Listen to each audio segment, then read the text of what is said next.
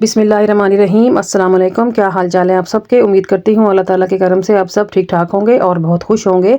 तो चलिए आज हम बनाना सीखेंगे दाल चना करी। आमतौर पर हम घरों में जो दाल बनाते हैं वो बहुत सिंपल तरीके से बनाते हैं, जिसकी वजह से उसमें इतना जायका इतना फ्लेवर नहीं आता।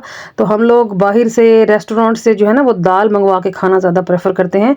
तो आज मैं आपको बताती हूँ कि घर में पड़ी बेसिक सी चीज़ों का टेक्निकल इस्तेमाल करते हुए हम दाल को किस तरह फ्लेवरफुल बनाएंगे, जो कि रेस्टोरेंट से भी कहीं ज़्यादा मज़ेदार होगी। तो चलिए शुरू करते हैं। इसके लिए मैंने लिए हाफ़ केजी चना दाल। उसको मैंने अच्छी तरह धो के ना 2 घंटे पहले भिगो दिया था। तो अब देखें कि ये अच्छी खासी फूल चुकी है और बहुत नरम भी हो गई है। तो बस सबसे पहले हम दाल को बॉइलिंग के लिए रख देते हैं। इसके लिए मैंने एक कढ़ाई ली है और उसमें मैं ट्रांसफ़र कर दूंगी दाल को, और इसमें मैं डालूंगी तकरीबन हाफ़ लीटर और पानी। दाल जिस पानी में भिगोई थी वो पानी भी मैंने इसमें ऐड किया है। उसके अलावा मैं इसमें हाफ़ लीटर और पानी डालूंगी और इसको मैं चूल्हे पे चढ़ा दूंगी। पहले 5 मिनट में इसका फ्लेम फुल रखूंगी। जब इसमें एक अच्छा सा उबाल आ जाएगा ना, तो फिर मैं फ्लेम को लो टू मीडियम ले जाऊंगी। तो ये देखिए इसमें अच्छा सा उबाल आ चुका है। तो यहाँ पर मैं फ्लेम को लो टू मीडियम ले गई हूँ और कवर दोबारा से लगा दूंगी और मैं तकरीबन 6 से 7 मिनट इसको छोड़ दूंगी।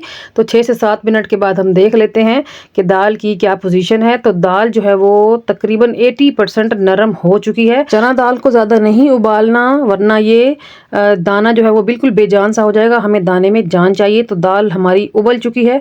तो यहाँ पर मैंने ले लिया है दूसरे पैन में 3 से 4 टेबलस्पून के बराबर ऑयल या घी, कोई भी इस्तेमाल करें, लेकिन आप देखें कि मैंने सिर्फ 3 से 4 टेबलस्पून ही लिया है।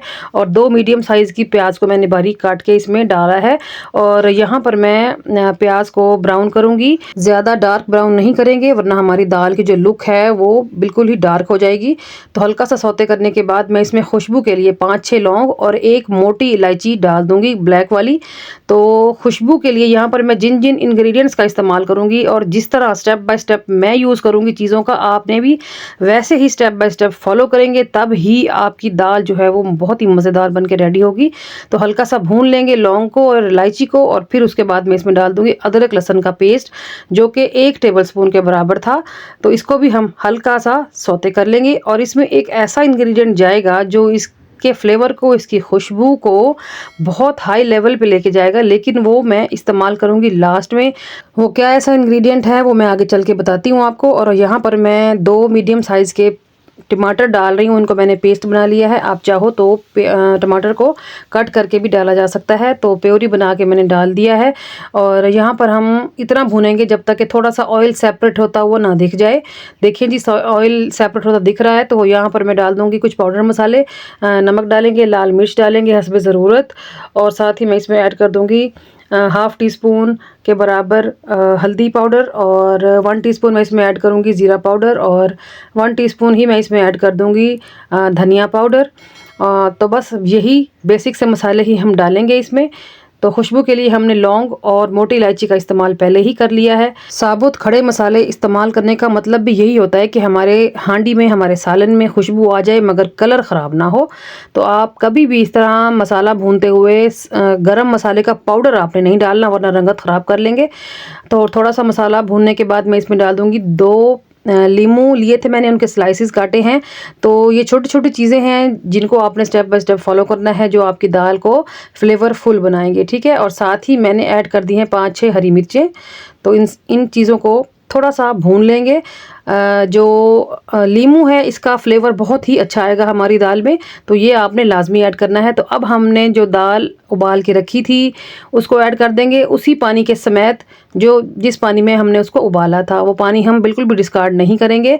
तो ये देखिए यहाँ पर मैंने ऐड कर दिया है। अब दाल में इतनी जान है कि इस पानी को उठा लेगी, इसलिए मैंने दाल का जो दाना है वो 80% गलाया था।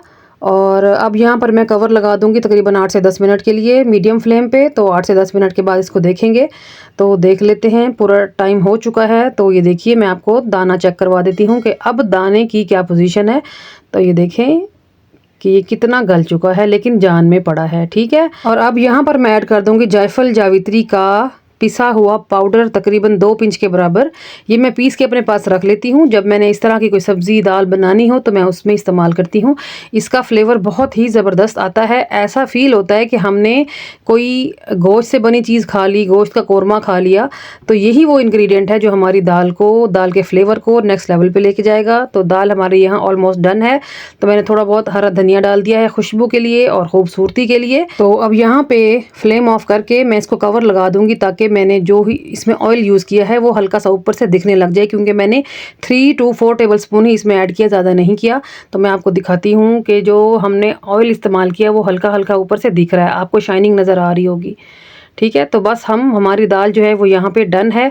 तो मेरी आज की रेसिपी आपको कैसी लगी? उम्मीद करती हूँ अच्छी लगी होगी। अच्छी लगी है तो वीडियो को लाइक करें, चैनल को सब्सक्राइब करें और बेल आइकन को प्रेस करके ऑल पे ज़रूर क्लिक कर दिया करें, ताकि मेरी हर नई रेसिपी आपको टाइम पे मिल सके। इसके लिए मैं आपकी शुक्रगुजार रहूँगी। तो बस दाल हमारी डन है। तो अब हम थोड़ा सा डिश आउट कर लेते हैं। तो यहाँ आप दाल का टेक्स्चर देख सकते हैं। अगर आपको ज़्यादा ग्रेवी चाहिए, ज़्यादा शोरबा चाहिए, तो आप 1 कप पानी डाल के इसको थोड़ा सा उबाल लें, तो शोरबा भी होगा और दाल भी होगी। स्पेशली जब आपने चावल उबालने हो इस दाल के साथ, तो फिर आप थोड़ा सा शोरबा बनाएंगे। हमने चावल नहीं उबालने थे, तो मैंने इसको इसी तरह थोड़ा सा ड्राई ही रखा है, जो कि बहुत ही टेस्टफुल बनी थी, ज़बरदस्त बन के रेडी हुई थी। अब यहाँ पे सिर्फ लुक के लिए, खूबसूरती के लिए मैं इसमें ऐड कर रही हूँ 2 टेबल स्पून ऑयल। उसमें मैंने थोड़ी सी हल्दी डाल के इसको गर्म किया और मैं यहाँ ऐड कर रही हूँ। तो टोटल मैंने आज की रेसिपी में 5 टेबल स्पून ऑयल यूज़ किया है मैंने, जिससे हमारी दाल देखें कितनी मज़ेदार बन के रेडी हो गई है। जो ऊपर से मैंने डाला है ये टोटली ऑप्शनल है, आपकी मर्ज़ी है आप डालें या ना डालें। ठीक है, तो थोड़ा सा गार्निश कर लेंगे हरे धनिए से, अदरक से और हरी मिर्च से, जो लाल हो जाती है। तो ये देखिए जी, हमारी दाल बन के रेडी हो गई है। रेसिपी आप कोई भी बनाएं, दाल बनाएं, गोश्त बनाएं, कुछ भी बनाएं, अगर आपको उसका फ्लेवर मेंटेन करना आता है, उसकी लुक मेंटेन करनी आती है, तो आपसे बड़ा शेफ़ नहीं है कोई। तो बस मेरी यही छोटी-छोटी टिप्स होती हैं, जो आप फॉलो करेंगे तो इंशाल्लाह ताला आपको बहुत अच्छे रिज़ल्ट मिलेंगे। तो चलिए चलती हूँ, आज के लिए इतना ही, कल फिर मुलाकात होगी। ओके जी, अल्लाह हाफ़िज़।